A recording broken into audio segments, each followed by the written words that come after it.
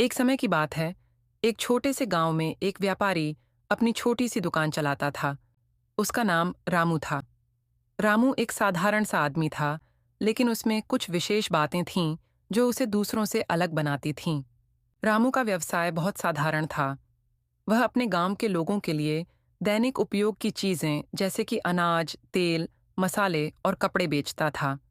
उसकी दुकान में हर वह चीज मिलती थी जो गांव के लोग रोजमर्रा की जिंदगी में इस्तेमाल करते थे।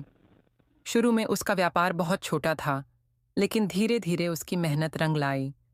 लोग उसकी दुकान पर आने लगे, क्योंकि वह हमेशा ईमानदारी से व्यापार करता था और कभी भी किसी ग्राहक को धोखा नहीं देता था। वह हर दिन सुबह जल्दी उठता और दुकान खोलने से पहले पूरी दुकान को साफ करता।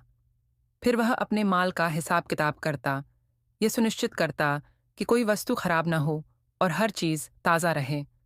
वह ग्राहकों के साथ बातचीत में भी बहुत विनम्र रहता। अगर कोई ग्राहक उसे अपनी कोई समस्या बताता, तो वह उसे हल करने की पूरी कोशिश करता। एक दिन गांव में एक बड़ा संकट आ गया। गांव में सूखा पड़ा और फसलें नहीं हो सकीं। लोग बहुत परेशान थे, क्योंकि उनके पास खाने के लिए पर्याप्त अनाज नहीं था। उस समय रामू ने एक बड़ा फैसला लिया। उसने फैसला किया कि मैं किसी भी गरीब या जरूरतमंद परिवार से अधिक पैसे नहीं लूंगा और हर व्यक्ति को जरूरत के अनुसार जितना चाहे उतना अनाज दूंगा। रामू का यह कदम गांव में बहुत चर्चा का विषय बन गया। लोग उसकी ईमानदारी और मानवता को देखकर बहुत प्रभावित हुए। कई लोग जो पहले रामू की दुकान पर कम आते थे, अब उसकी दुकान पर आने लगे और उसे धन्यवाद देने लगे।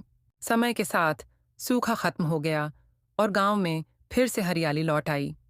अब गांव के लोग बहुत खुश थे और उन्हें अपनी जिंदगी में थोड़ी राहत मिली। रामू का व्यापार फिर से बढ़ने लगा, लेकिन अब उसकी दुकान पहले से कहीं ज्यादा बड़ी हो चुकी थी। उसका नाम गांव भर में फैल चुका था और लोग उससे सिर्फ सामान खरीदने नहीं, बल्कि उसकी सलाह लेने भी आने लगे। वह हर किसी की मदद करता और उसे अपने अनुभवों से प्रेरित करता था। कुछ सालों बाद रामू ने अपने व्यापार को और बढ़ाने के लिए एक और कदम उठाया। उसने अपने गांव के आसपास के अन्य गांवों में भी व्यापार फैलाना शुरू किया। अब उसका व्यापार एक छोटे से गांव के बाहर भी बहुत प्रसिद्ध हो चुका था।